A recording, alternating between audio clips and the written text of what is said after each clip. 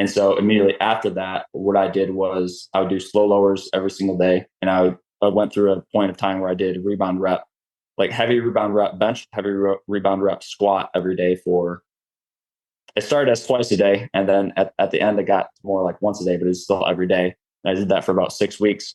And over that course of time, like the rebound rep bench went from, I think it started at 195 to like it's gone up to 290. I Wow. think it got up to 275 in like 6 weeks from 195. Jeez. That was Brady Volmering, and you're listening to the Just Fly Performance Podcast.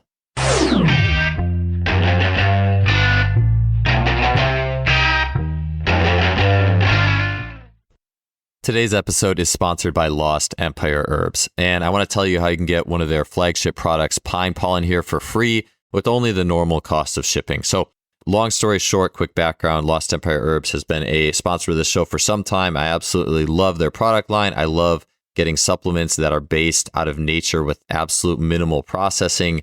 And Lost Empire Herbs CEO Logan Christopher has been a guest on the show multiple times, originally talking about his mental training concepts, his background as a strongman, and finding that he also ran an herbalism company.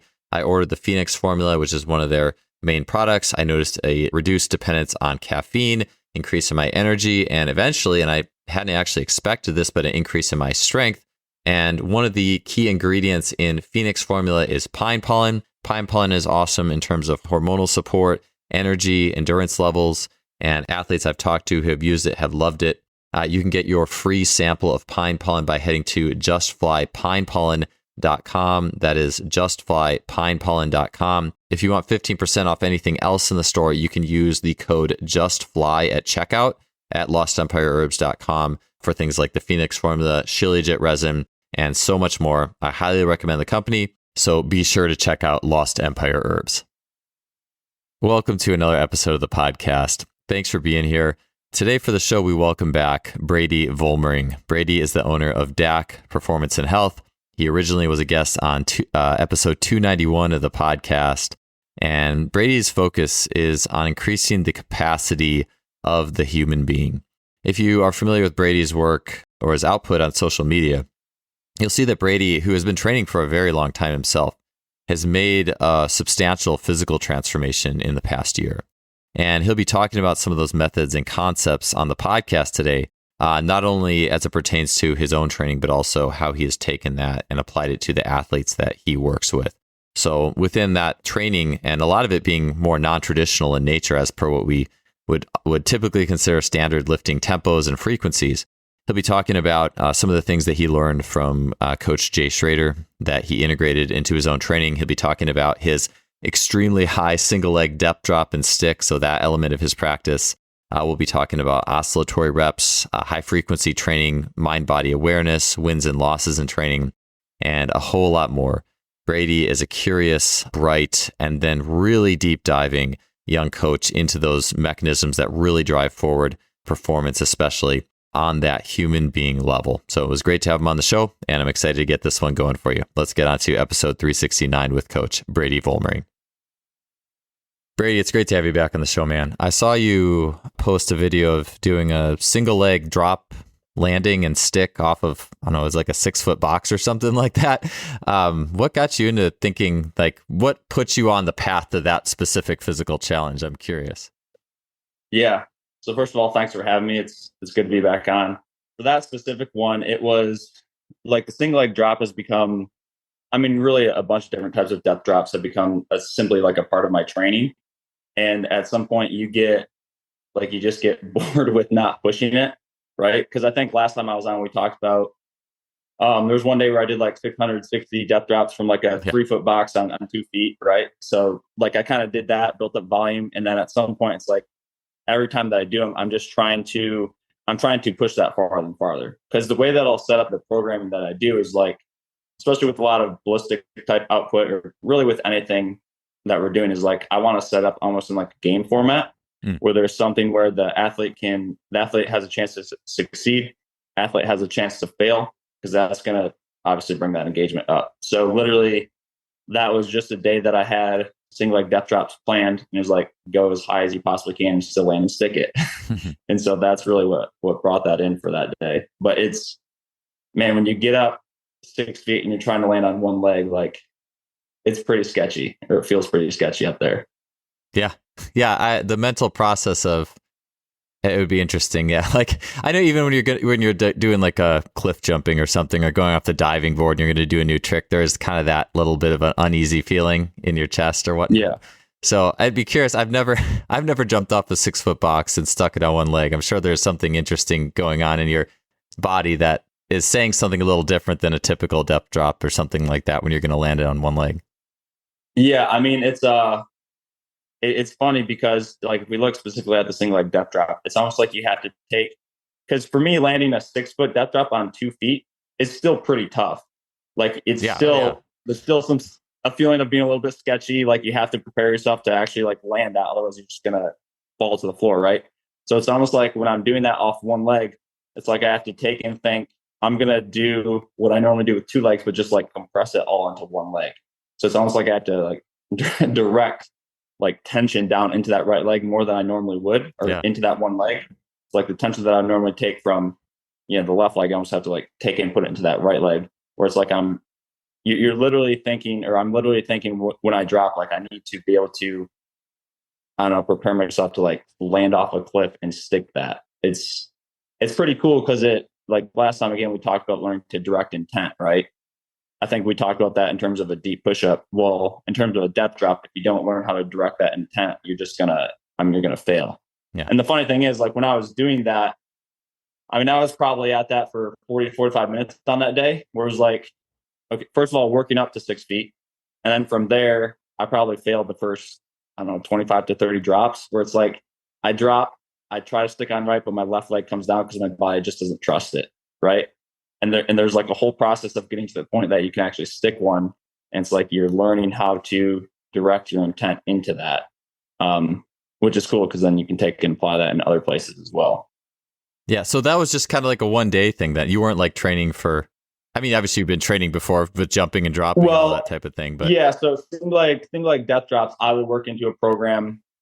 Like the way that I do my programming is I'm going to do it for a week, and then the athletes that I program for, that's going to be their base template the next week. And obviously I'll put in ways to progress and regress every exercise. But if we take the exercise of the single leg death drop, it's probably going to be in there once or twice a month, pretty much year round, right?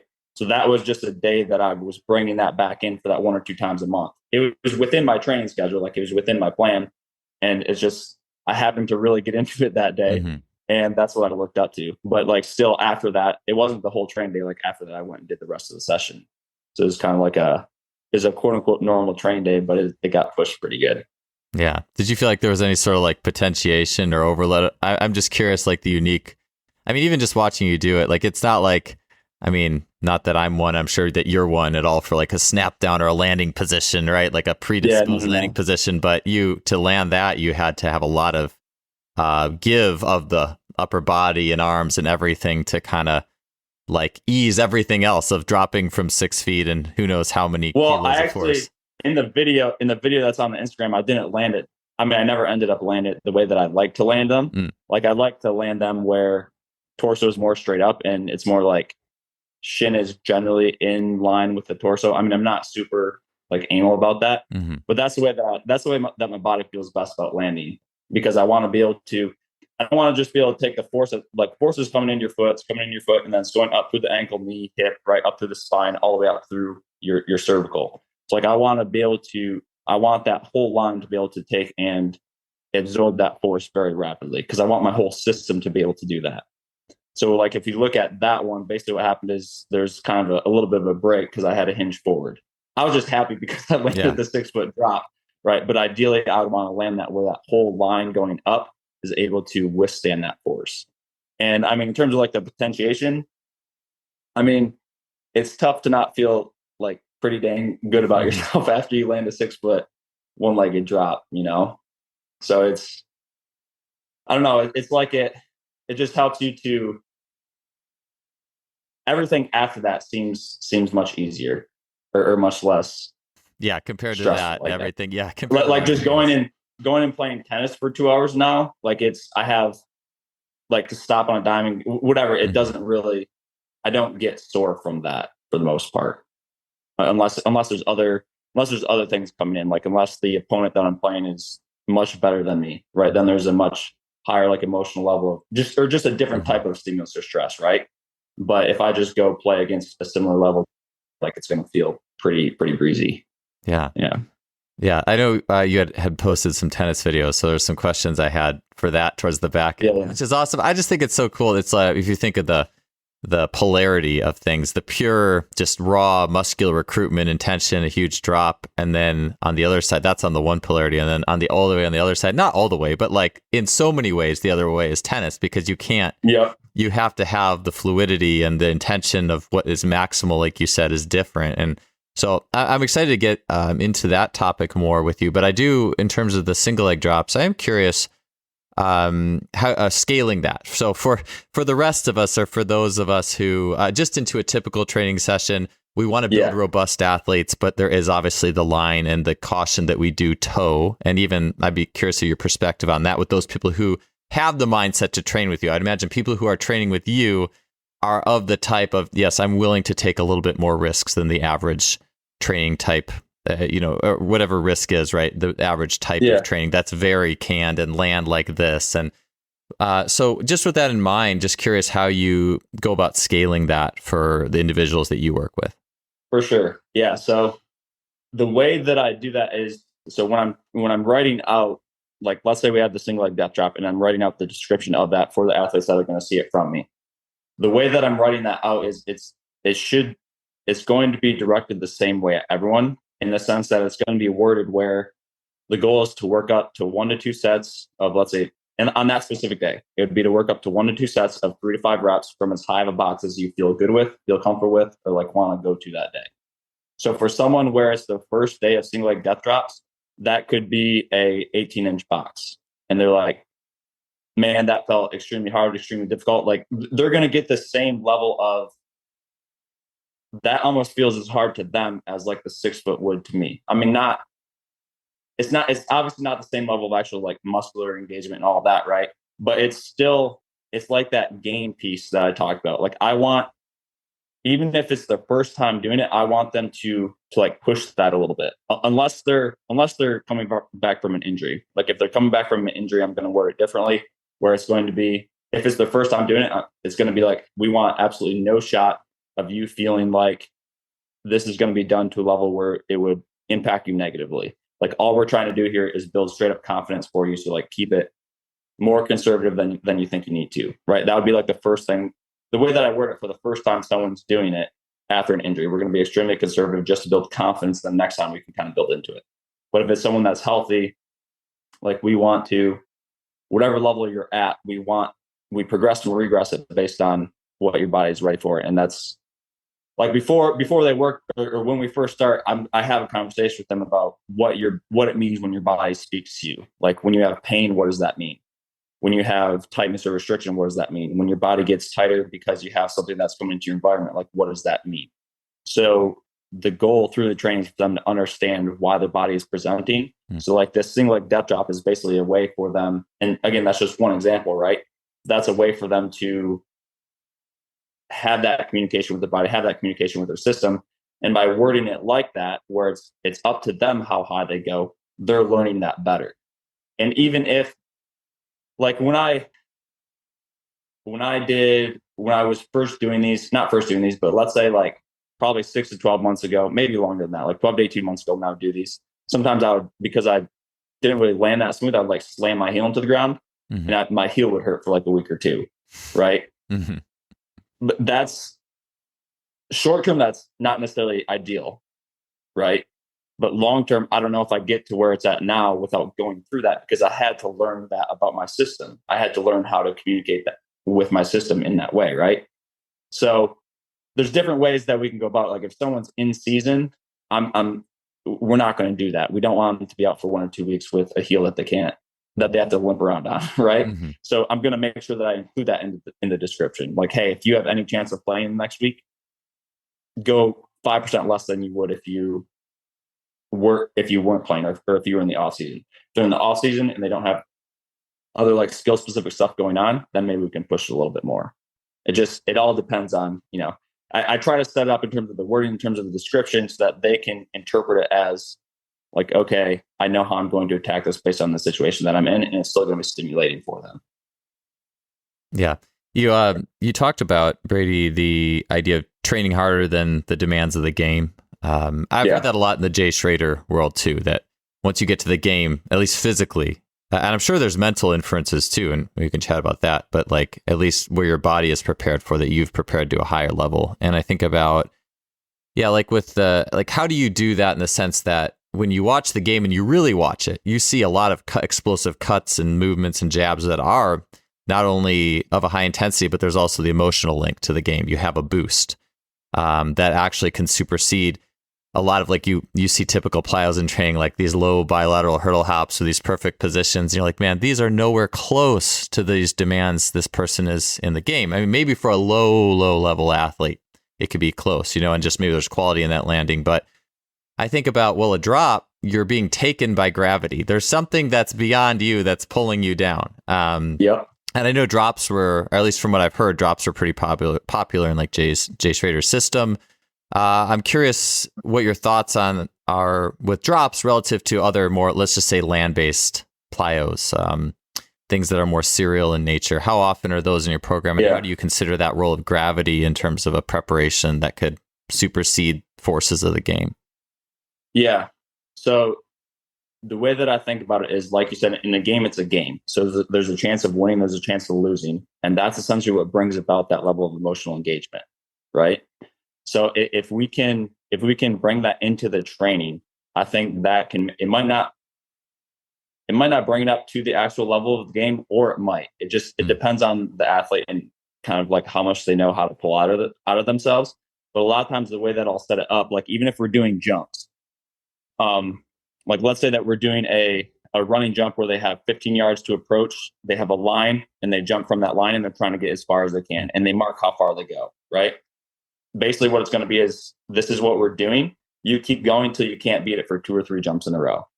And so that's that same level of like, okay, I can win, I can lose. And so it's going to bring that level of engagement into it, right? So I think that makes, and we can even do that with, like, we can do that with drops, or if we want to talk about like upper body drops or upper body impulses, plyos, like that's with a lot of the hyper type of work that I'll do. It'll be set up in a similar way, even though they don't have like an external thing that they can, it's not like a jump where you're trying to get a certain distance. We could set it up where you have a running clock of 3 minutes and you're trying to impulse as hard as you can for 3 minutes straight. Right. And so it's like the only thing that's stopping them from doing that, because you can't really fail in that unless you just stop. So it's like, it's their level of engagement that gets them to how much they can get out of that. And I think that actually helps to translate really well into the game. Like, this is for myself personally, and then also feedback that I've gotten from athletes that, I mean, every athlete is able to engage only at the level that they're at. So like athletes that have been doing it for a little bit longer probably understand it a little bit better, right? And that's just a side effect of training. Like, that should be a side effect of training. But the feedback has been that the game literally feels easier than the training. And there's a time where I didn't necessarily think that was possible, where like, if you think about, let's say you're a college professional baseball player and you have 5,000 to 40,000 people in the stands, like, can you actually make training that engaging, right? Mm-hmm. And I at that point, I don't think I don't know if it's not the actual training program designer setup that is going to make it as engaging as that, because I don't think you can really mimic that unless you have the actual stadium with people, right?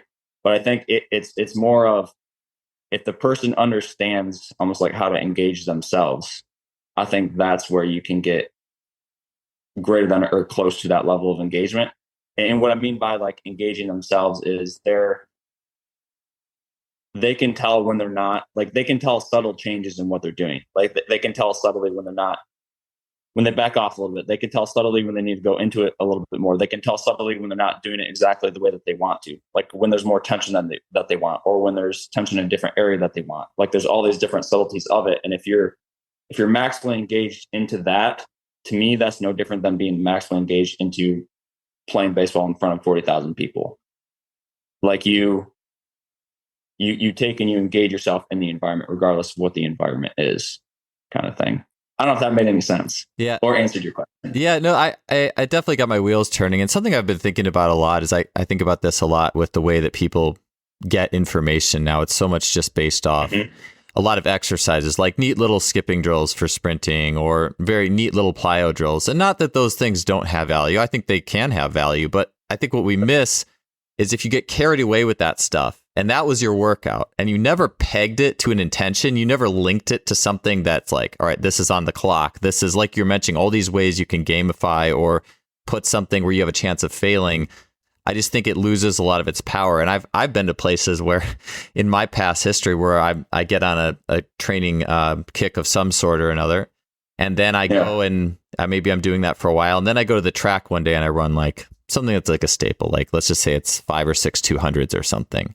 And it's like, man, this feels slow. Like, and then all of a sudden it's like, well, if I can't do this? Because when I high jump my best, I mean, not that I mean, 200s, and it can be either way. I've had conversations like this for like tempo training. Like if you go run 7 or 8 200s, for one athlete that it's just busy work, it could be not very great. For another athlete that's feeling it and experiencing it in a different way, it could be a really good experience. I know that where I was in graduate school, Wisconsin lacrosse, that was like they're just meat and potatoes track sprinting workouts. They had won 25 national championships. They got in their line, they ran their tempo, and that was a big part of what they did. And the way, if you watch them do it, the way they experienced, I think, was really very present moment and high belief system and that type of thing. And I guess just what I'm trying to say is, I think that the bigger divide there is between, like, even in the training session itself, between getting carried away, you can get carried away with things that don't link to a pass fail, like you said,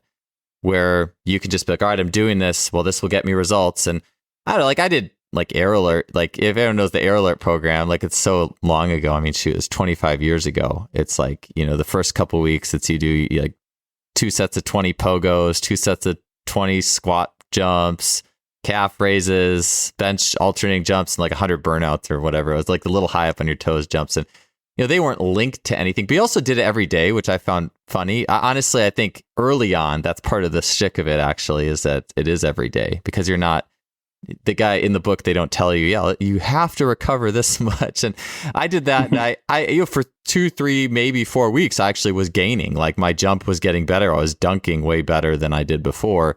And then it became busy work. The only way up now is volume. It just became too repetitive of itself. And it no longer was giving me what the impetus I needed to keep moving forward. But all that to say is, I just think that, like you said, having some sort of pass fail, some sort of how did this link into the main thing, even doing stuff like supersets where you're like sprinting a 10-meter fly, maybe you're doing like flex leg bounds, and then you do like a 30-second line hop as fast as you can, and then you go back and you peg it to that outcome, that ultimate thing. I just think, anyways, that what registers in my mind is just always finding something that relates, that puts more intention, that puts something on the line of some sort that is greater than, that doesn't allow you to check out. And because I think you could ask yourself, is it entirely possible to go through this workout and not have to dig deeper with any pass fail? Yeah, like you said, the pass fail point, I think is really key there. Yeah. And I will say too, there may also be some benefit to sometimes not having that, because I've found benefit in that, in the sense that, like when I was early in college, it was almost like where it got to the point where there was so much, not early in college, like after I got out of college, right? When I was like getting into training after college, it's like I was tired of, or I didn't understand when it would be pass fail, it'd almost be like I'd feel so much pressure about that pass fail that I just didn't want to do it. And I'll just be like I wasn't ready for that, just because there's a lot of things that went on where college didn't go the way that I wanted it to go. So I built up basically like this resistance to almost like the resistance to the fact that you can either win or you can lose. Because it's like from my perspective, I lost so many times that I was just like, I didn't want to have that like win lose again. I just wanted to back off and kind of like be easy for a little bit, right? And if I tried to force myself to stay in that, it just didn't click for me. Yeah. So like at that point, I had to back off and be like, okay, what am I actually doing here? Why is this popping up? Because this isn't usually the way I am. like what is actually happening here, back out of that, and then be able to, like, now, I mean, I crave that stuff, right? But that wasn't always the case. Yeah. So I think all these things are like the pass fail, or the not having that, like all of these are tools that we can use, and it's just dependent upon the context of the situation, I think. Yeah. And I mean, I think that's what coaching, like that's what coaching comes down to, or whatever you want to call it, like helping other people comes down to being able to see. Like, I think it's very valuable to go through so many perspectives to self that you can understand where other people, you can almost put yourself looking through their eyes and be like, okay, I know what that's like. I know what they're feeling right now. What would I do? Because when I'm programming, that's basically what I want to do, is like, I want to get enough information from them to where I understand what they're feeling, what they're experiencing, so that I can be like, okay, if that was me, what would I do? Otherwise, for me, trying to help other people, it's just like throwing random things out almost. Like, I need to be able to feel what they're feeling, so that I can then, okay, this is what we're going to do. And that, I mean, I've been very successful with that. But yeah. I agree. I think that's something I heard Jay say in a conversation. The idea of like that empathetic, like if I was in your shoes type coaching, frame of mind. I do. I definitely get it with like that constant pressure. And it makes me think too. I was even just thinking about like that 2 or 3 or 4 weeks where Air Alert worked, which is just pure GPP. It's just pure general. There's no pressure really. It's just go do it. Clock in, clock out, go do it. There's no pressure. And I think that, for GPP periods or periods where you just, you're generally preparing, maybe you haven't really engaged the stress of win, lose, and you're going to take that to its fullest.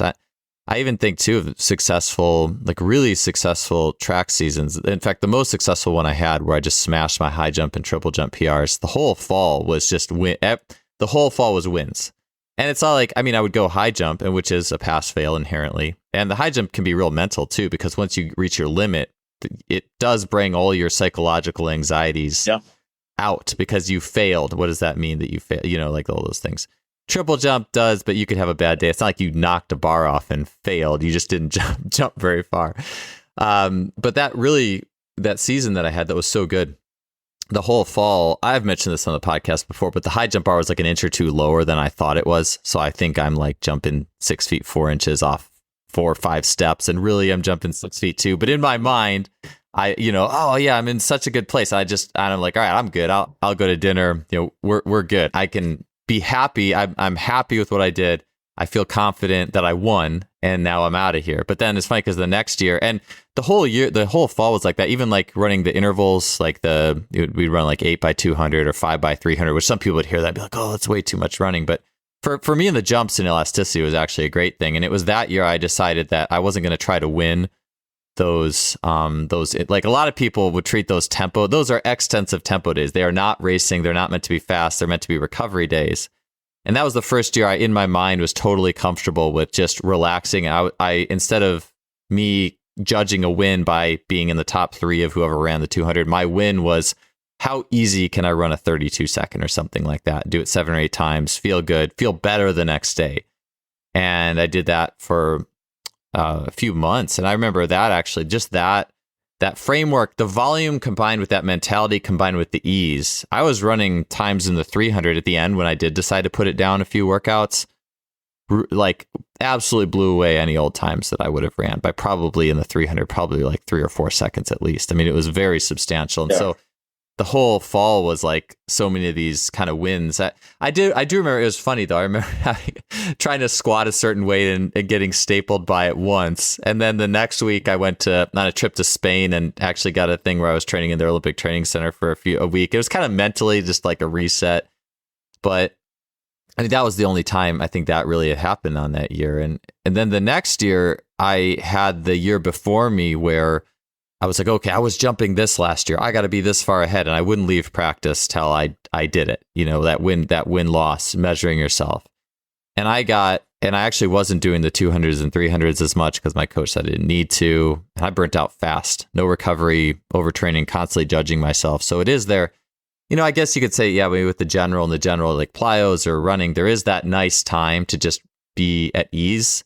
And then there's the time to win, to find something to win at. But that's the art of coaching, is how can you help people to win the majority of the time in a way that they're going to recover from. I think that's what I've if I've learned anything in my coaching, especially the one-on-ones, I do that more now that I'm in the private sector. I mean, you could still do it in the university, but it was a lot more difficult. But it's always like, all right, we're going to warm up, and I'm constantly thinking, here's our main effort thing for the day. How can I help this athlete to have a challenge that I know they can win and feel good the same way I felt good about?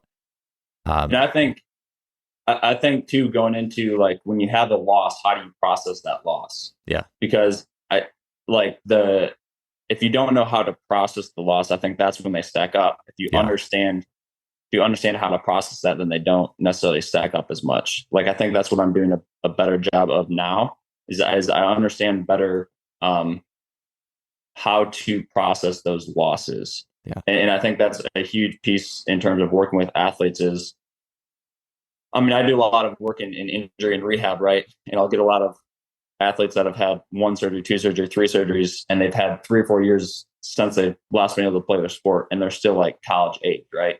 So it's like they just had so many years where it's like they're on their last straw. It's like, hey, this is my last stitch thing. If this doesn't work, I'm done, right? But they don't understand how antagonistic that has made them toward the thing that they say that they want to do, right? Like they say that they want to play whatever the sport is, but when you talk about their sport and you just know how their attitude is, how like what their face looks like, what their tone of voice is, they don't actually, their body is saying that they don't like that, right? Because it's worse than if you're talking about something else that they actually really like. But they're not even aware of that, right? Because it's happening to them and they're so deep in it that they don't realize that. So I think that's a huge part of it, is like looking at like, hey, the last 3 or 4 years, you've literally tried 5 or 6 times, like where you had hope that you were going to get back in your sport, you're going to have a good season, you're going to do what you want to do, and then it got crushed. And that's happened for 4 years in a row. So like you have to understand the impact that that's had on you. And I think once they start to understand that, now as we go into the rehab, like we can use or the training, right? Whether, because this could be training for, like, if you're not injured and you're training for a certain output, like let's say you're a sprinter, you're a jumper, and you want to hit a certain number and you've been stuck for a while. It's the same thing. A loss is a loss, right? Whether it's injury or whether it's you're not hitting the performance outcome that you want, it's getting them to understand what's happening to them as they do that, so that they can understand, and actually, like, through the training, we can process that. That's why I like a lot of the high rep, high volume stuff that we do, where really the only way that you fail or stop is if you decide to stop. It's not like we do heavy work, or I do heavy work all the time, like heavy rebound rep squats and stuff, where the weight is going to be what you fail at, right? That is going to cause you to fail. But if it's something where there's not really that external load and it's you that's driving the movement, like through that, you learn, you start to understand how your system is processing like that stimulus. Yeah. Like you start to understand what thoughts are coming in. How is your body responding to those thoughts? Like, how is your body presenting? Do you get pissed? Do you get sad? Do you get like, do you like go into rage? Like, what is it that pops up? And through that, we can start to process that, so that they literally start to understand when I have lost. Because basically, like when you're in training and you want to stop, and the only thing that's stopping you is yourself, right? The exercise isn't going to stop you. That's like failing there is basically another loss. So it's like a mini loss. So it's like when you get presented with that mini loss in a training session, where does your mind go? And then when they are looking at the bigger losses that they've had, where it's like, I had an injury and I tried to come back and it didn't work, you're going to look at that the same way. So if in the training session, in that mini loss where it's like you have that threat of stopping, your body's going to go to the same place that it's gone to when you've had those bigger losses. So they literally start to understand themselves and how they respond to that. Because like the goal for me is basically for an athlete, for myself, like it starts with myself. This is why I do training, and starts with myself, why I do training, and then also what I want to help others be able to do is essentially for them to be able to understand their own bodies, understand their own systems, so that they can take and apply that in whatever it is that they're doing. And like, that's how we do that, is you're understanding what you go to when a stimulus hits, and why does that happen, and what how do you actually want to respond in that situation? Like if you forget about the drama that is the fact that you're in the training session, you're fatigued and you're tired and you don't want to do it. If all of that is gone, what do you actually want to do? And a lot of people, just like myself included, you get so caught up in all the drama and all the garbage that is the buildup of the losses, you forget what you actually want to do. And so the goal is to be able to process that real time where you're always remembering what you want to do and the losses don't build up to where like they affect you in that way. Yeah. In the world that we live in with a lot of like early sports specialization, especially, or people played the one sport, it's like kind of always being able to return to that spirit of why you even move. You could say even let alone play, but why do we move in the first place? Why do we do these things that we want to do? And you do see it a lot. I've had athletes where I ask them about their sport or their playing, and they're telling you one thing, but their body is telling you something that is completely different. And a lot of times for those people too, the uncomfortable physical pieces oftentimes, at least in my experience, are also met with difficulty a lot of times for those individuals. And even helping them to understand how to connect deeper than they thought to connect. Because this has been a big piece for me too over the last, 6 months, 8 months has been like, because at one point it was like, okay, the training that I'm doing, the preparation I'm doing is for a sport, right? So that's like one level of kind of depth. That's like, okay, what is the reason that you want to play the sport? Or for me, like, what is the training isn't just for the sport. The training is also for my business. I know that the better that I'm doing in my training, the better that the business is generally going to do, because I'm going to be able to communicate better. And okay, so like, what does the business do? The business is going to allow me to support relationships, to support like family at some point, right? To support all that. And like basically lining up what is everything that I want to have in my life, and how does this relate to that? So for me, it's not just about the training. It's not just about the sport, because like if those were the only two verticals that were in my life, I knew that that's not everything that I wanted to have. Like kind of that's to some degree like what for a period of time, almost like what I was told is all you can have is like you have to be extremely, I don't know, like compressed into just training and just your sport. But looking back now, that actually made me worse than if I'm still going hard as hell on the training, on the sport, but I have all these other verticals that are also in my life. That actually helps the training, the sport, because now it's not like I'm going to do another session that like the session is the only thing that I have. The session is supporting the sport. The session is supporting the business. The session is supporting the family that I want to have. The session is supporting like the quality of me when I want to build these other relationships. And so if we can help other athletes start to connect that for themselves, like, okay, you're in college right now. You're training because you want to get drafted. Getting drafted is going to do what? Like it's going to allow you to, let's say you want to buy your parents a house, or you want to invest that money for your parents so that they can retire, or you want that. And then you also want to be able to have a family that you can support. You want to be able to take them certain places, give them whatever it is that you want to be able to do. It starts to become more than it's harder to get stuck in your own little bubble when you have all these things that are like, you're aware of, these are the different levels that I want to get to. And this is training's role in it. So it's like, it's much easier to not get stuck in, I don't want to train today, or like this hurts a little bit today, whatever it is, like those little day-to-day things, it's easier to pull yourself out of that. And it will directly help the athlete get better at their sport, because they're actually able to invest more in their training.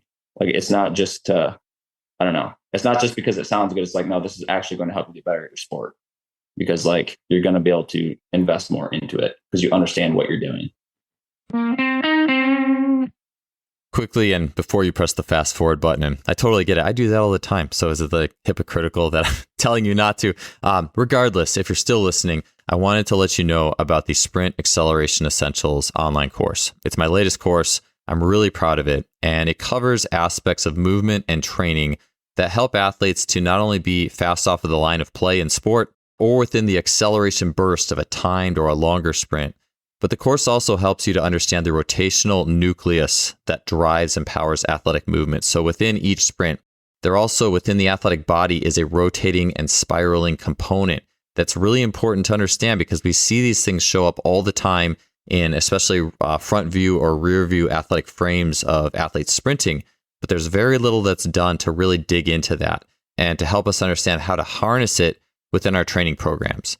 So there's a 3D module that's key within the sprint acceleration course. There's also a 2D module addressing sprinting from more the traditional perspective, movement principles, as well as a plyometric and strength module. I've gotten awesome feedback from coaches on this course, and I'm confident in saying that you're not going to find an acceleration course out there that will leave you with as thorough of an understanding of this athletic skill as Sprint Acceleration Essentials will. So to check out the course, you can head to the Just Fly Sports main page and click on the banner for Sprint Acceleration Essentials. I'll see you in the course. I hope you do have a chance to check it out.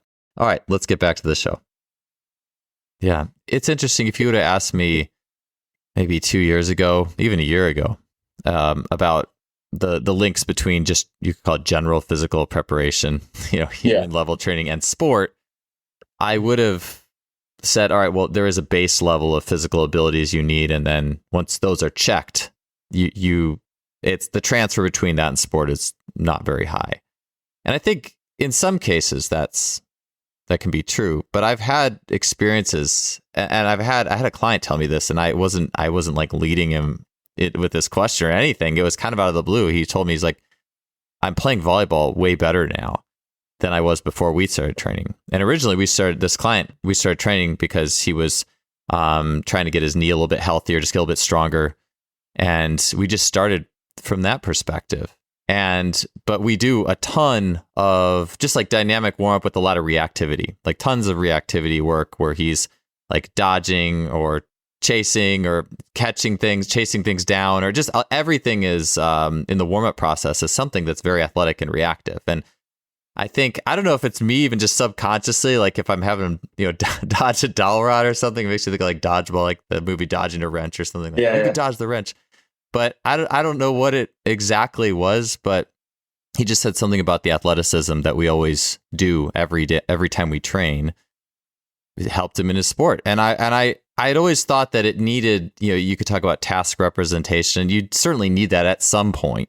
The same way we talked about at some point, it needs to be linked to something. Like you have to have something you measure. But I think it's encouraging to know that, and I've said this too, I think sometimes, and I guess you could call it strength and conditioning, I think in some cases you aren't doing as much as you thought you were in terms of transfer the game, but then on the other side, you're doing a lot more than you thought you were.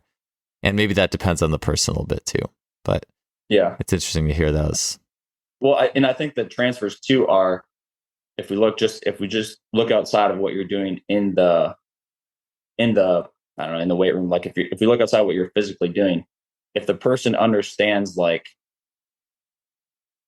I mean, this is going like a little bit deeper down, right? But if the person understands the relationship that they have with, let's say, the relationship that they have with the scout that's coming to watch them, if their initial reaction to hearing that a scout is coming to watch them is pressure in a sense that doesn't necessarily like elevate the game, but it's pressure where it makes them more anxious and actually makes them perform lower, there's a reason that's there.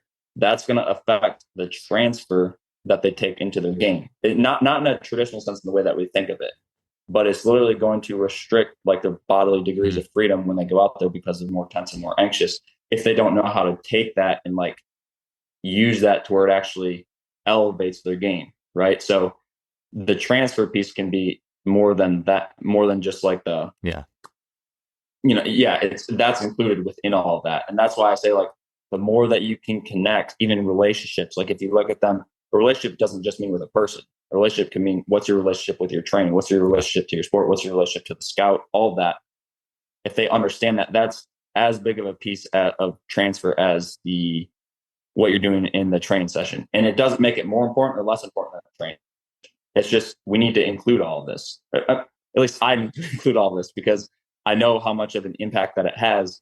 And I want people to get as much as they can out of what they're doing. Right. So yeah, like it's fun to uncover everything that goes into like what it is to training and what that means for the sport, what it means for the person in general. Because to be fair, like if all I was doing was thinking about training and transfer in terms of like the exercise, the sets and reps, all that, I would get bored. Mm-hmm. Like I want to keep on seeing what Like, what more is there that we can that we can pull out of this in terms of all the different ways that we can attack that, and then actually creating solutions for the athlete that they can use and use to get better. So yeah. I'd like to ask you more about like some of those specific nuances of that too, like this specific protocol, and hey, let's check in with this and this from a body awareness perspective.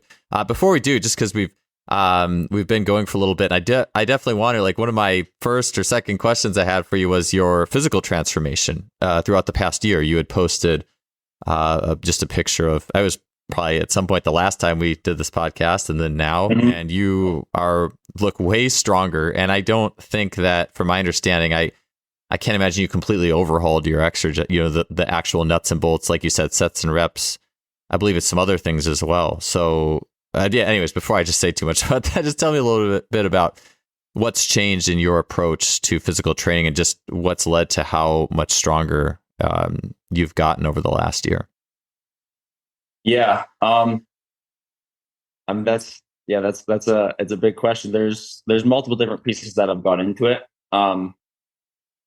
Like you said, the actual structure of what I do has changed a little bit. So okay.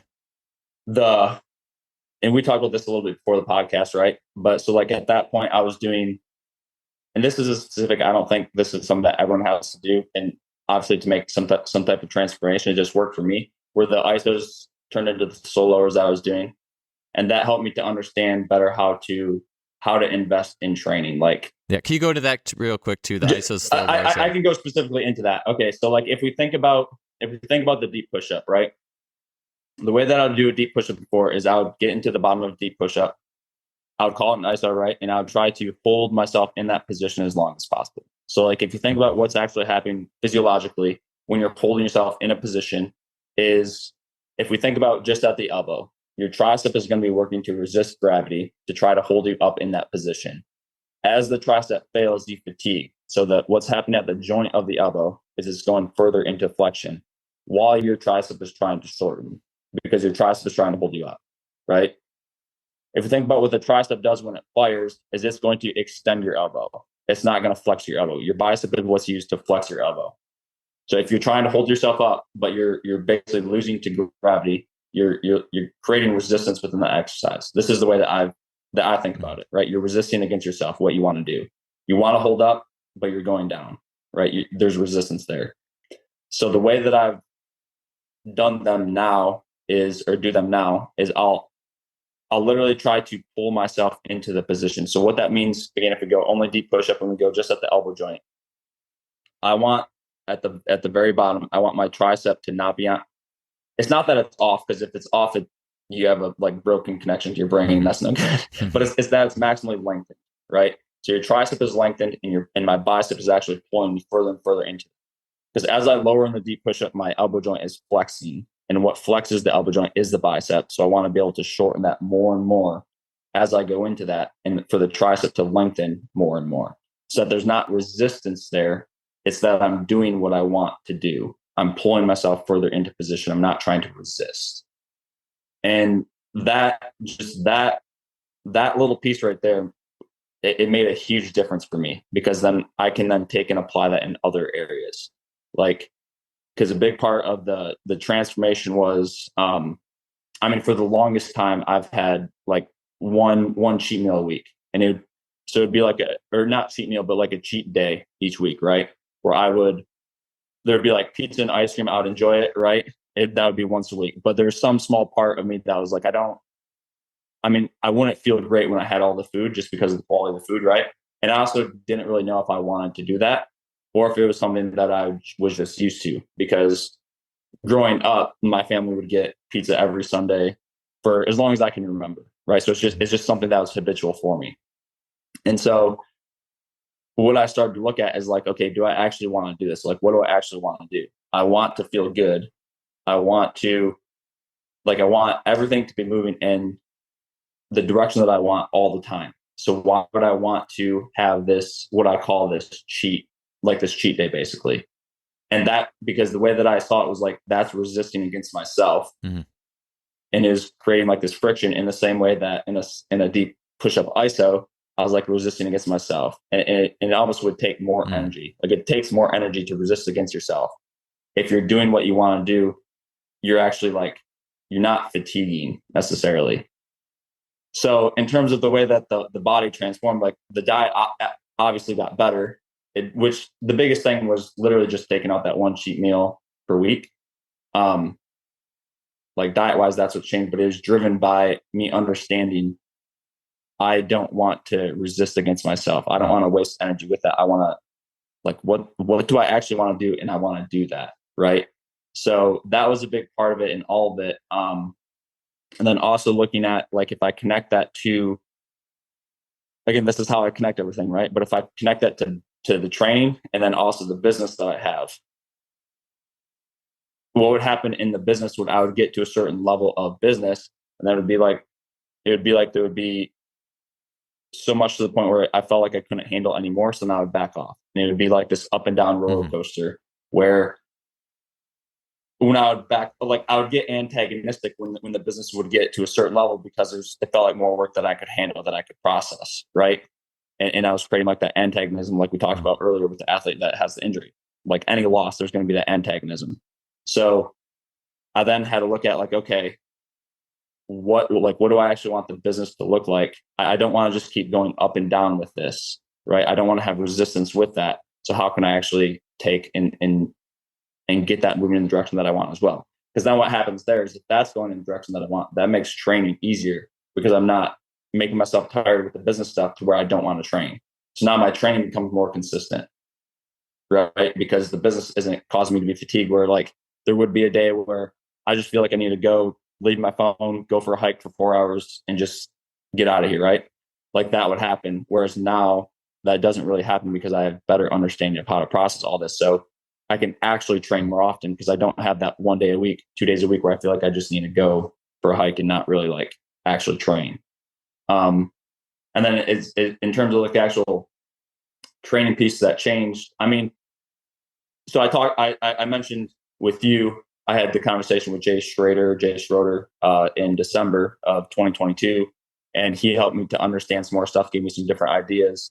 And so immediately after that, what I did was I would do slow lowers every single day. And I went through a point of time where I did rebound rep, like heavy rebound rep bench, heavy rebound rep squat every day it started as twice a day. And then at the end, it got more like once a day, but it's still every day. And I did that for about 6 weeks.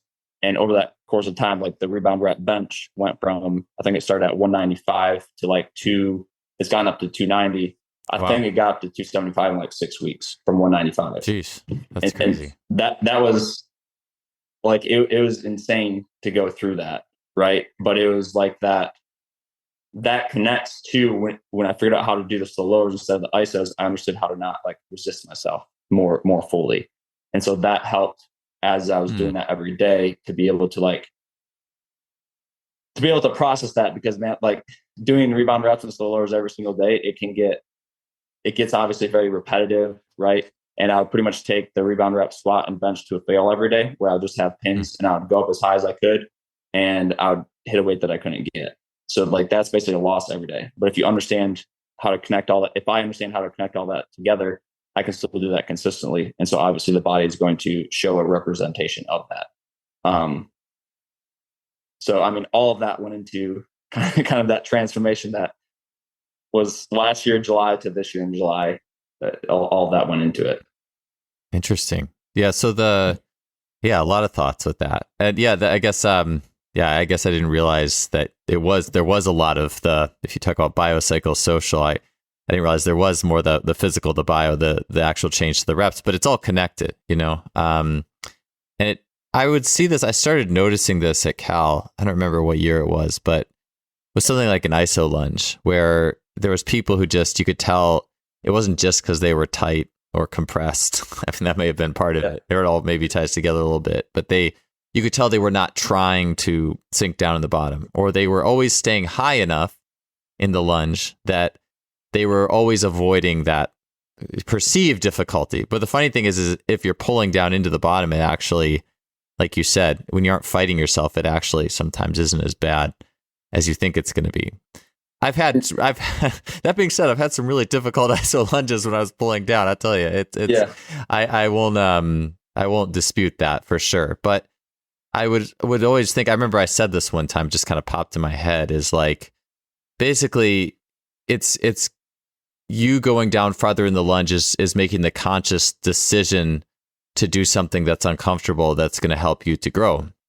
And otherwise you're just sitting there resisting it. You're sitting there being comfortable, not wanting to do something that you're perceiving that's going to hurt or be worse or painful. And the funny thing is too, is actually pulling down into those lunges, the ones where you pull, you feel faster too after, because neurologically, I think it's just better versus like the idea of fighting yourself. Or, it's funny, sometimes you'll see people post like, oh, someone held a 8-minute ISO push-up, and you see the video of them doing it, and it's like their hands are closed, their biceps are resting on their forearms the whole time. I'm sure it's difficult, but it's also kind of this posted up survival position. You know what I'm saying? Like, that's not pulling down into it.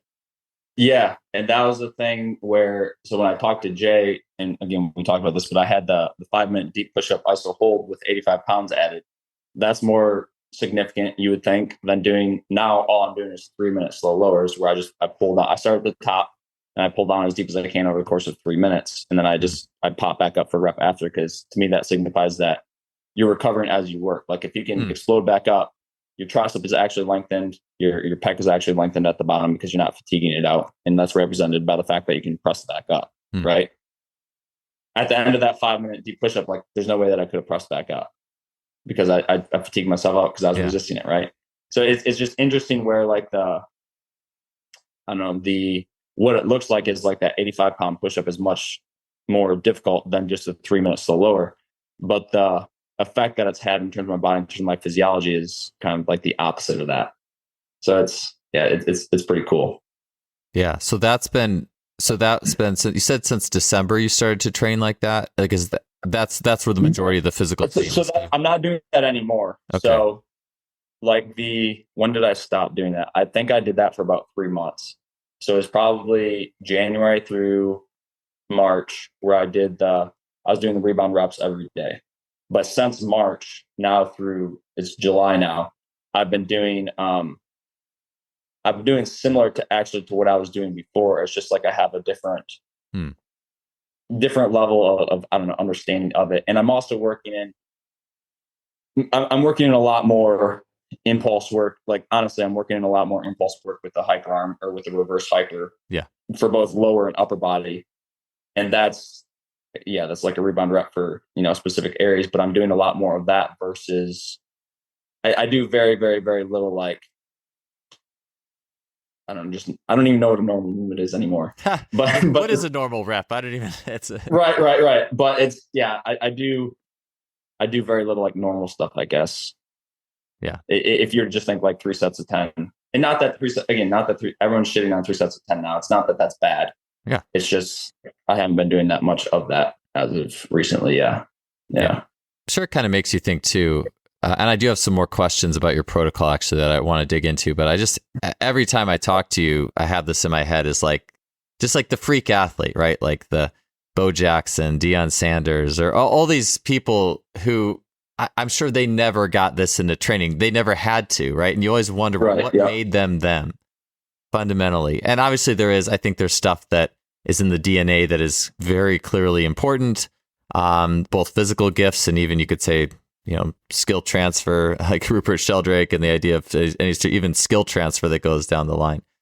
So there's obviously a lot of that, but there's more than just that, because I've seen, even working with swimming and just being a strength coach for swim, but watching some athletes just completely take off and others just flatline, and they're all doing the same workout.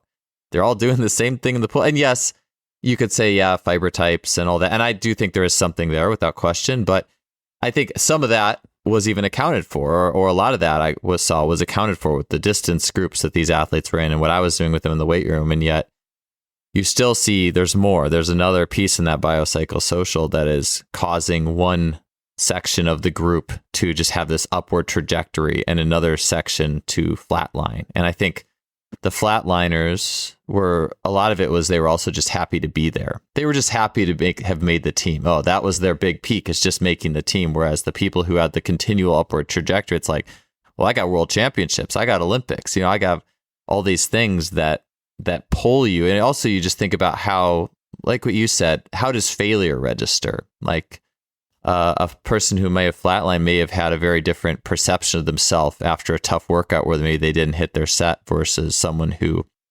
didn't. And so there's all these things to constantly dig into. I just think it's really cool. If you have anything, and that's, go ahead. I'll just add a small piece to that because we talked about it earlier, or I mentioned it earlier, where it's like the athletes that are just happy to be there. They may come from a place where they don't know that there's more that they could be going for, right? Like you only know what you're aware of. You only know the level that you're aware of. So if they start at a place where they're behind everybody else, the whole time they're just trying to catch up to everybody else. So if they just get to a point where they feel like they caught up to everyone else, they'll just be happy with that. But if you sit down and talk to them and be like, hey, this is where you come from. This is where this person comes from. This is why they have a different perspective. This is their perspective. Like, is that something that you want? Like, just, bringing that out in them to be like, whether they want it or not, at least get them to the point that they're aware of that. Because I think most people just they don't even know. Yeah, it's such an interesting, grounds for conversation and just digging into that piece of it. So with the protocol you're talking about, when you did that, and I do think it's interesting that you're back on more of a normal. It's like you think of it as, and I think of it, you have the elite freak athletes, and it's almost like, I feel like, and tell me your thoughts on this, but I feel like ultimately the goal of a lot of these things is to transcend it. Like, you did it, you absorbed the gist of that, and maybe you come back to it now and then, but it doesn't. But the thought that you always have to do this, to be the best, I always have to be doing this training method or whatever. Like, what's your thought on that? Yeah, it really worked similar as a cycle I'll do with any new thing that I find. Like, this is probably one of the most common questions that I'll get asked is how do you structure your stuff, right? So like any new thing that I do, whether it's when I first found the impulses, when I first found the ISOs, when I first found the joint moves, when I first found the rebound rep stuff, the slow lowers, there's going to be a period of time where I heavily bias that, because it's like, it's novel. I want to see what I can pull out of it. I want to push it to the limit that I can push it, right? And then there gets to a point where it's like you squeeze everything that you can out of it, and from that point on, it feels like you're just banging your head against the wall, right? Because there's nothing there anymore. So from that point, it then goes into like the more comprehensive cycle of things that I have. So let's say it's the rebound reps. I would bias those heavily. I bias those heavily for like 3 months. I didn't do that with the athletes that I have. That was like an additional session that I would do. After I get to that point and I figure out this is what my body feels like. I remember what it was like the first time I did them. I remember what it's like as they get old, like all of that, right? That's not something that I feel good with taking and putting into the training structure. But the general training structure is going to be like, I have all these different things that we want to hit, or there's all these different ways that we can stimulate an athlete. We can do, we can do like explorative type work, which I think there's value in that. We can do like ballistic type output for lower upper. We can do high rep stuff. We can do rebound reps. We can do normal reps. We can like all these different things that we can do. I want all of that to be included in the training. It's just that we cycle through, right? And as I come up with new things, I'm going to bias that, and then it later goes into that, and I work it in over the course of the cycle. And it's interesting because like you'll even have, when athletes come into your stuff initially, you'll even have that same type of cycle. If it's completely novel to them for that first 1 to 3 months, they might see really good results. Then it might feel like they back off a little bit. So it's like, okay, you got to continue figuring out how to make things novel and new, and how to get them to understand how to go through that. So I don't even remember what the initial question was. Yeah, it does just kind of like I guess when the season for exercise is in light of the total trajectory of the athlete. But that what you were saying, it makes me think about Anatoly Bondarchuk's system, where, and similar to Jay's or what you were doing, is like every day you're doing this thing every single day. And with the Bondarchuk system, they would do the same workout every day, or you would do an AB cycle. Maybe it's every other day or something in some of the setups, but at the end, when you adapted, so basically they'd check your hammer throw, and this is pegging it to the ultimate outcome too, that pass fail thing or whatever, just something that you measure, is they would measure your shot put or your discus or your hammer, and they would chart it. And then when you start to tail off, then you've adapted, and now everything's new. You know, maybe you were throwing the 14-pound shot. Now let's throw the 17 or the 18 next cycle. We were doing back squats. All right, now we're going to do front squats or whatever. Like it's like you went through, and I think Derek Evely had mentioned something where the more of those, they were called developmental cycles, you went through a year, that actually could speed you to your goals a little bit faster. It's almost like you evolve quicker or something like that. So it's interesting with what you're saying, even just the links between, who would think there's links between even, you know, Jay's mentality and the Bondarchuk system? Like, to me, it's like the everyday thing, and that is one of the biggest ones there, because that is just so rule breaking of how we typically will consider these things. I find it interesting, you know. But even it's cool, because one of the reasons that I did that, well, the original reason that I did that was because after I got done talking with Jay, I understood, like, okay, these are supposed to be able to recover you. Yeah. So that means that I should be able to do this every day, and these are going to recover me, because I was doing the slow lowers, like I would do them every day after whatever the rebound rep stuff was, right? I have these slow lowers that I would do, and it should recover you, so you could repeat that every single day. But the way that I took that as is like, okay, athletes have to, if I'm working with a professional baseball player, they have to play every day, or they're going to play 28, 29 days out of 30 days every month, right? They're going to be playing every day. So this is helping me to learn how to help them recover. Like that was kind of another layer to that, is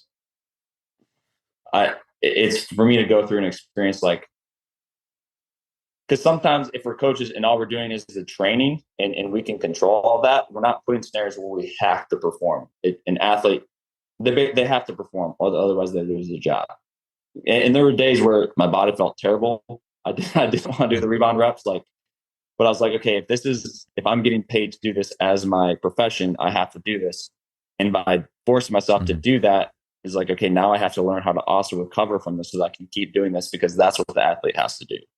Like they don't really have an option. If they're, they can go on the injured list for 10 days, maybe, whatever. But if they need to be able to go and perform. So it was a way for me to come up with more methods or understand better, like when your body just feels like it's absolute trash. Because there's a conversation that I had with an athlete. He was in his off season and he was training in the gym. And he'd be like, yeah, that's what I feel like in the middle of my season. Like in July or August, middle of a long baseball season, you just feel like you're completely beat down, right? So it's putting myself in that scenario to be like, okay, what can we do to recover and get ourselves out of that? Mm-hmm. And it just helps to give me more tools for that. Yeah. So with the oscillatory reps, the extreme slows, and the extreme slows, I mean, the extreme slows and extreme isos are basically kind of the same thing. They just start from different positions. Like an extreme slow push-up, you would start from like your arms extended, pulling down, and then an extreme iso, you're basically starting pretty darn near the bottom, and then you just keep pulling. So how did that make its way into the athletes that you? Well, before I ask you that, like how obviously you had quite the physical transformation. You said your bench went up. I mean, with those oscillatory reps, like what, like you said, 60, 70 pounds. Like what was it went from? I would have to. I know I have a video on my phone of it being 195. I think it was in November, if I remember correctly. And then I want to say by March, it topped out at 290, or that's what I've gotten to so far. I think by March is 275 or 290, somewhere in there. So it went up on like, I don't know, 70 to 95 pounds or something like that. Wow. And in 3 months. What about your squat? Similar or different with that? It went up. I think the most that I did on the rebound rep squat is 385 or 395. And the first time I did it was like 315. Okay. So, I mean, yeah, it went up pretty substantially. Yeah. Interesting. Yeah. So what about like, did you measure any sprints or jumps or dynamic outputs along? I was doing, so this was, man, I want to say maybe like a month and a half in, I would do a 15-yard acceleration where I had a GPS on, or not a 15-yard, it would be a 25-foot acceleration, because that's what my tape measure was. And I would get up to as fast as I could in that 25 feet. And I had the GPS on so I could monitor that. And actually, the first time that I did it was the fastest. And I did it every day for probably like a month and a half, and I never beat that. I could get close. Like the first day that I did it, I think it was like 16:05 or something. And I could get 15:7 to 15:9 pretty consistently almost every day, but it never actually got past that 16. So it's interesting because it was a month and a half into what I was already doing. I was getting a little bit of fatigue already, right? Because I was doing it every day for a month and a half. Oh, gotcha. So you So timed I it didn't start it. halfway through, and because you're I already would have getting started like fatigued. mid-February. Got it. Yeah. And that's you had already achieved the bulk of your gains, basically, you'd mentioned by then too, right? Like, especially in bench, but you had said you just shot up early in that process. So you started timing the sprints after you had shot up really quick, basically. It was a month and a half into like the 3 months. Yeah. Got it. Interesting. Yeah. Okay. So it would have been interesting then to, see what your time is before you had started or, jumped. I know, but I didn't. I wish I would have, but I don't think I had the GPS at that point. And I just, that's the way it went down. But yeah. Yeah, I got you. I mean, it makes me, I know back when way back ago, had Sheldon Dunlap on, who had worked with Jeff Hauser, who was also on the show. And I don't think I got into oscillatory reps with Jeff, who is at Duke or was at Duke, as for the show as much as I would have liked. But I know they had really good results with basic track measurements, things like that, using that kind of thing. So I will say with the tennis serves that it's like, so I don't know if we want to talk about transfer a little bit, because this is something that have you had Ben Baggett on the show, or is that just Joachim that's had? Okay. So yeah, he coaches baseball. I've been working with him for a while, and we talk about like throwing movements and stuff quite a bit. And I was talking about it as it relates to tennis serve, because I've only been serving for 3 months, like just kind of straight up picked it up. And it comes out pretty well, way better than my throwing ever did. But it's like because of the understanding that I now have of my body through the slow lowers and through other stuff too. But like, it's just, I'm able to get into the positions that I want to get to so much easier. And I don't know, just like in terms of, because we talked about sprinting and I was thinking about throwing, like, it's just, my body literally, it feels like a different athlete. Like, I think I also put up that video of the med ball slams. Did you see that one? I don't think so. Okay. So I was doing med ball slams in the garage, and I was using the same med ball. The ones that I did before was at some point last year. It was probably like November or October of last year. Then I did them a couple of days ago. And the time before there's probably 2 feet from like me touching the ceiling, slamming the ball as hard as I could. And it took me like 60 minutes to get to that point of just like, is it an explorative type day? I'm just going to get this as high as I can. And then I think it was last week, I did the same med ball, and it hit the ceiling on like my second throw. And it felt like 50% effort. So it's just like the output has gone up a lot, which is cool to see with that. Yeah. And how with your athletes? So I was going to ask you. So you did this experiment yourself. Yes. How has it changed what you're handing out to your athletes in terms of what they're doing? Yeah. So we're doing a lot more of the, like, whatever you want to call it, the impulse, the rebound rep, that type of work where there's a load that's moving towards it, and you have to ballistically like overcome that. We're doing a lot more of that work and a lot less normal.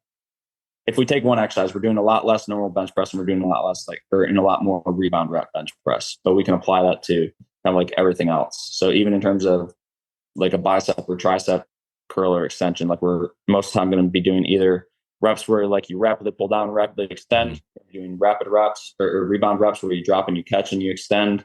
We might be doing like rapid rep impulses where you're just trying to get as many impulses as you can in 30 seconds or whatever it is. But we're doing way more of that type of work than I was doing before. And the difference in how I'm programming it with my athletes is they're not doing the same thing every day. There might be 5 to 6 different ways that we can attack that, and we're going to cycle through them over 5 to 6 different weeks. Same general movements, just doing it differently, but the focus is like some type of impulse. And I found that, and it makes sense, right? If there's impulse, it's going to be probably a little bit more tendon based versus muscular based, right? So the overall explosiveness of the athletes we've seen good results there. Yeah. So you, with the drop reps, you were doing, and actually I had it in my head that it was maybe more of like an oscillatory bench. You'd be like near your chest, and you're just 2-inch range of motion. You're actually all these were drop reps. The bench was full the arms. bench was start at the top, drop, catch, press back up. Got it. And the squat will start at the top, like pull my feet up, sink, right, catch, and try to explode up out of the hole as fast as I could with that weight falling down on you. Yeah. So it's like actually leaving the ground and actually hands leaving the bar. Yeah. Do you have your athletes do that every day, or do they do more of a typical split with that stuff? No, it's not going to be every day. Yeah. It'll be just for you. There will be. Well, not anymore, right? But that's the way that I go through things, Yeah. right? Like it wouldn't be good for an athlete to go through the cycle that I went through, because at the end of that, I basically had to take some time to get my body to feel like to be able to go and perform a sport again. Yeah. But that's my process. Like I want to take myself to that point so that I know, even in terms of an athlete, how an athlete communicates with me, like, okay, I know when I was getting to that point, right? I know that I should have backed off here so that I can help doing it with the athletes and give them whatever it is that they need. It wouldn't be super beneficial for me to take an athlete through that same process, because it was very like, narrow tunnel kind of thing, whereas that's not what they need. Yeah. That makes sense. Yeah. Yeah. Yeah. It's kind of like, if it was for you, you can learn and evolve faster by doing it that way, versus athletes, they have to make their sport is the main thing. Like, it's not like even Bondarchuk, where it's like just tied to an output, like a throw. It's a little different once you're a baseball player, basketball, or whatever. So yeah, that makes sense. Yes. I kind of thought you were going to say that with, so how often, what does a split like them look like for that? And then you mentioned like just quick twitch impulse reps. Are you using like the oscillatory, like the little quick twitch oscillatory reps at like the critical, what do you call like the, whatever, 90 degrees or a little bit at the sticking point or whatever? Are you doing that kind of stuff as well? I'm just curious how that oscillatory work looks like for them when they're doing those motions. So there's a couple different ways that we can do that. So if we talk about oscillatory, I pretty much just do that with a rope, with the impulse stuff. Oh yeah, I've seen you do that. With a rope against a rack, right? And so we'll do the way that I want to do those. If I take every joint, I want to put them at their end range and do like rapid impulse reps there. So if you think about the elbow, max flexion, so it's basically like bicep. Max extension is going to be tricep. If we think about shoulder, like flexion, extension, rotation, each direction. Adduction, abduction. So I'm taking each of those ranges and I want to do rapid rep impulses there. Or we can do, what I really like is the overcoming impulses against the hyper. Like I found that to be extremely beneficial, but we can do the same movements. Like I'll do the same setup of movements on the hyper as I will with the impulse reps with just the strap and the squat rack. So I'll do like the same thing where we take each joint. It's like knee joint, hip joint, shoulder, elbow, wrist, all different ways that those can move, do impulse reps at that. And that's the way that I set it up. And we can do, it's not always rapid rep impulses. That's like one option that we have. We can also do impulses where it's low reps, 25 as hard as you possibly can. We can do 3 minutes. You do as many reps as you can. We can set up a bunch of different ways. But that's the way that I attack those. And you're going to get different adaptations out of each of those. Obviously, like going as hard as you can for 25 reps, literally where you're trying to break the rope. That's more focused on the actual force. Going as fast as you can, there's not going to be as much force there, right? There's just going to be more speed. So it depends on what you want to pull out of it. Yeah. But I like it because you can take and you can train each of those joints in all those different ways as kind of like a foundational layer to then put more global stuff on top of that. Got it. Do you do, like you said, you warmed up with the extreme slow push up. Do you have them? Are you using more of those extreme slow yielding motions as a warm up to some of their lifts with that in mind? Honestly, I didn't use them as a warm up. I would use them after. Oh, got it. And that's actually usually what I'll do with the athletes as well. I'll do usually the first thing that we'll do is that it's more of like that game setup where it could be something like we have some type of rotation move that we're doing. You have 10 seconds, get as many as you can. You don't stop until you can't beat it for 2 sets in a row. It could be a jump, it could be a sprint, but it's that setup to get them going and engaged. We'll go into some type of output type work. And then usually at the end, there's going to be the high rep stuff or the, whatever you want to call it, the armor building stuff. I don't know whatever you want to call it, it'll be more of that. And then at the very end, it might be something like the slow loaders.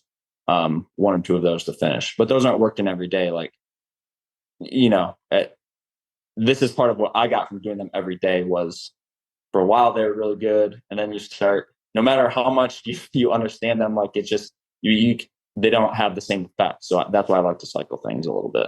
Yeah.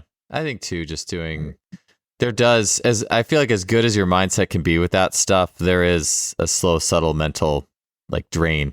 I feel like to doing that. I mean, I don't know. Do you or what do you think about that? I think I was just gonna say, and that could be a limitation on me that I haven't Yeah. you know, that's entirely possible for sure. Yeah. With the perfect world, Yeah. you could do that. I know. I remember Right. a year or two ago, it was 2 summers ago at this point, I was doing 5-minute iso lunges or darn close to it as a warm up for almost every workout. And my Yeah. squat was getting better, my jump was getting better, but it was a thing where I think just that mental will to put yourself through that again, and again and again and again and again. It does. There's some like, like they've done the willpower experiments where you have to do like a bunch of math problems and then you put your hands in ice water.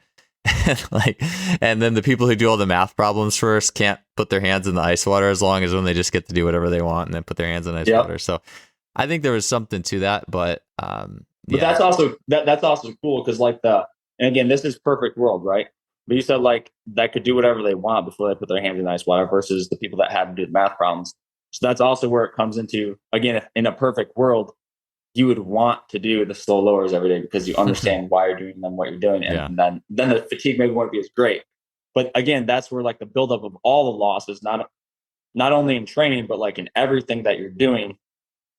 If you're not whatever you're not able to process, that's basically the amount of effect that it's going to have on your will to want to go into that again.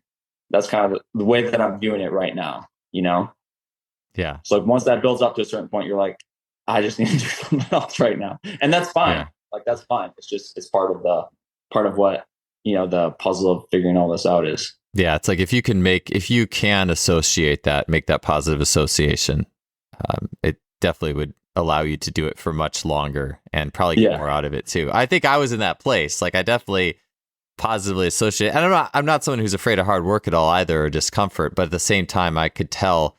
I think too, it's kind of like the summer sunlight sprinting. I think that in itself is very inherently motivating.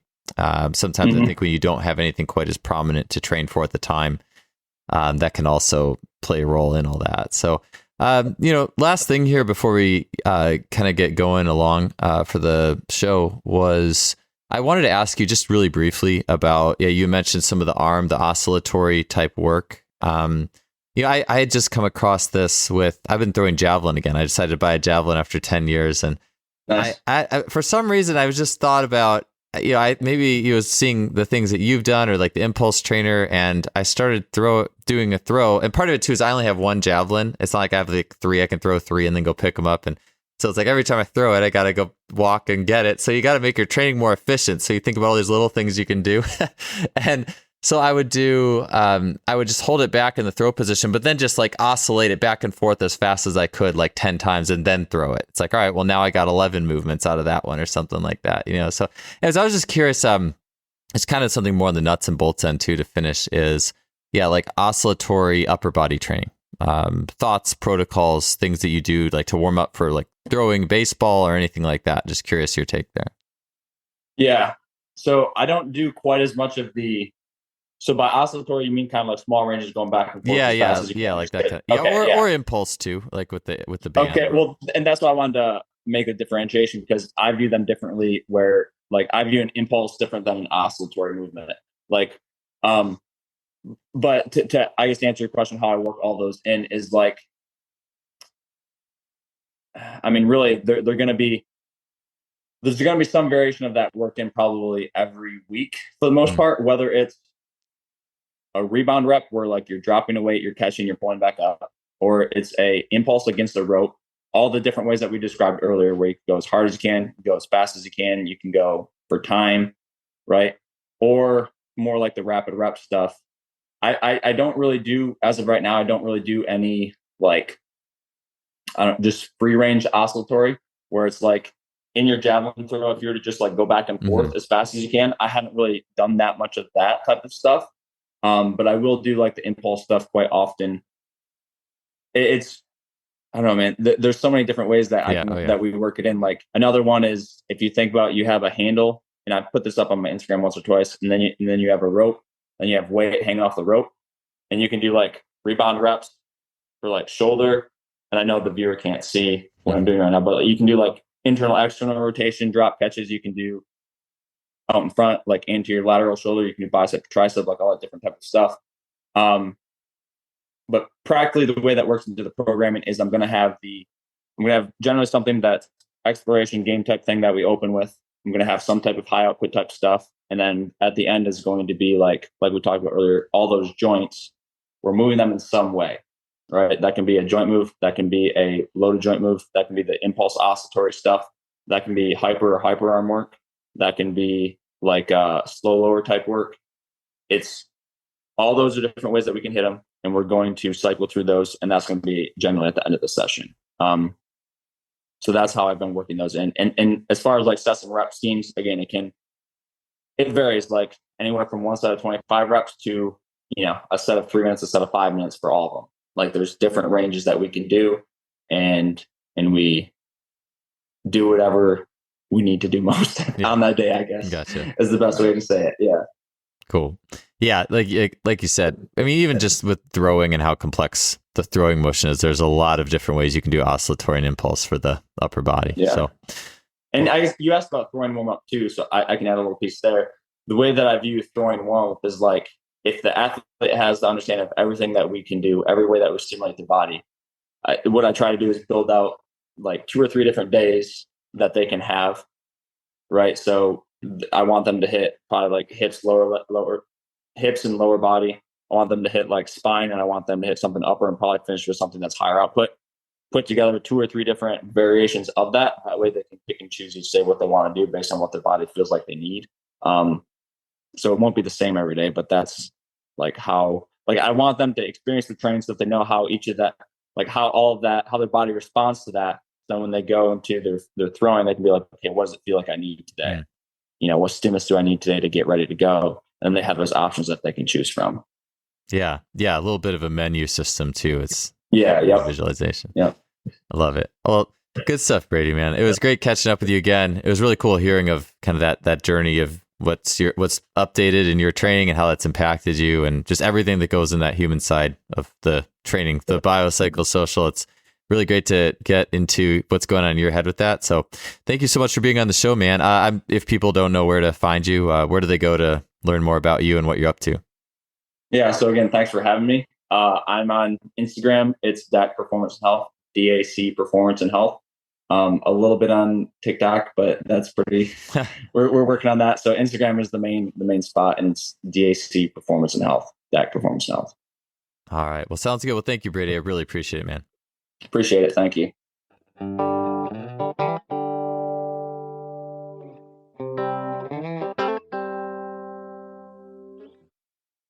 Thanks for tuning in to another episode. Great to have you here. If you enjoyed the show, you can help us out by leaving a rating or review on iTunes, Spotify, whatever you're listening to the episode on. I definitely appreciate it, and we'll see you next week with another great guest.